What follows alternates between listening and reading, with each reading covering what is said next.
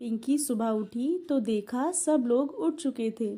पिंकी की सास ने कहा, बहू जल्दी उठा करो, शादी हुए 1 महीना हो चुका है, सारी रस्में खत्म हो गई हैं, अब गृहस्थी संभालने की बारी है और किचन भी। पिंकी ने अपने मायके में ज़्यादा कुछ काम किया नहीं था, इसलिए वह रसोई घर का भी काम इतने अच्छे से नहीं जानती थी।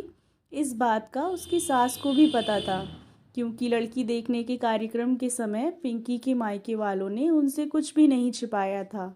और इस बात से उसके ससुराल वाले भी खुश थे कि कम से कम उन्होंने झूठ तो नहीं बोला। अपने बेटे के लिए पिंकी पसंद आने की वजह से सास ने भी उसका साथ देते हुए कहा था कि चिंता मत करो, जो तुम अपनी माँ से नहीं सीख पाई वह मैं तुम्हें सिखा दूंगी। माँ ने अपनी उस कही हुई बात पर अमल करना शुरू कर दिया था। चाय, दाल और आमलेट बनाना तो वह पहले ही पिंकी को सिखा चुकी थी, आज कोई मसालेदार सब्जी बनाना सिखा रही थी।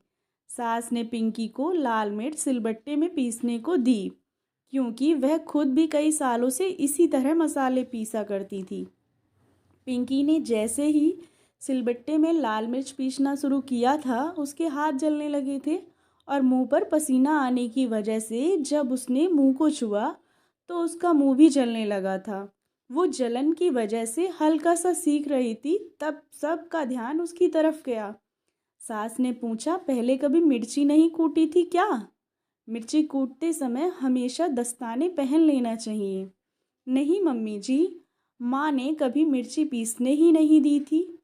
हाँ, कभी कभार धनिया और अदरक पीस लेती थी, लेकिन जब भी मिर्ची पीसने के लिए मैं मांगती तो माँ कहती, तुम इससे दूर रहो, जलन होगी।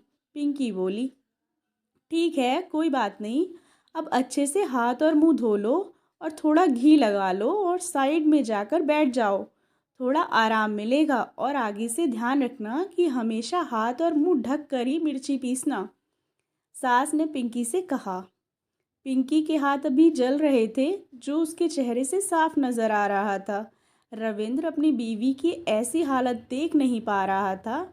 अगले दिन रविंद्र अपनी ड्यूटी खत्म होने के बाद बाजार जाकर एक मिक्सर खरीद लाया और माँ को देते हुए कहा कि माँ, यह कंपनी में गिफ्ट मिला है, चलो अच्छा ही हुआ, अब इसके कारण अब तुम्हारा हाथ भी नहीं जलेगा। रविंद्र तिरछी नज़र से अपनी पत्नी को देख रहा था। उसकी यह हरकत माँ ने भी देख ली। माँ बोली, अच्छा जी, अब समझ में आया, बीवी को एक बार हाथ में क्या जलन हो गई, नया मिक्सर आ गया और मैं इतने सालों से नहीं बताती थी तो क्या मेरे हाथ नहीं जलते थे? अरे भगवान, यह तो अच्छी बात है ना, मिक्सर नया घर में आया है तो सिर्फ तुम्हारी बहू ही थोड़ी इस्तेमाल करेगी, इसका फ़ायदा तो तुम्हें भी होगा ना।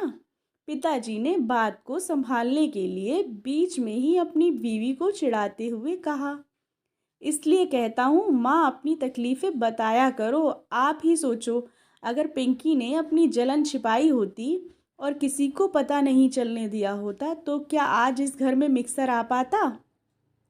जैसे ही मुझे प्रॉब्लम पता चली, मैंने उसका सलूशन ला दिया।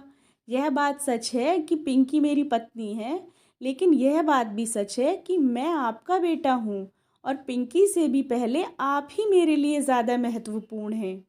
अगर आपने मुझे पहले ही बता दिया होता तो मैंने तब भी इसी तरह इस समस्या का समाधान किया होता।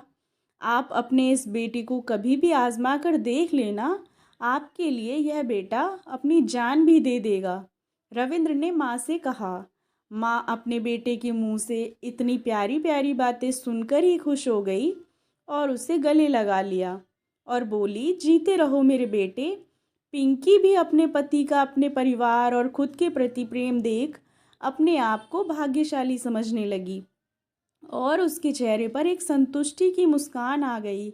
दोस्तों, हमें घर के प्रत्येक सदस्य की ज़रूरतों का ध्यान रखना चाहिए। आशा करती हूँ आपको कहानी पसंद आई होगी। कहानी पसंद आई हो तो चैनल को सब्सक्राइब करें और वीडियो को लाइक एंड शेयर करें। कहानी सुनने के लिए आप लोगों का बहुत बहुत धन्यवाद।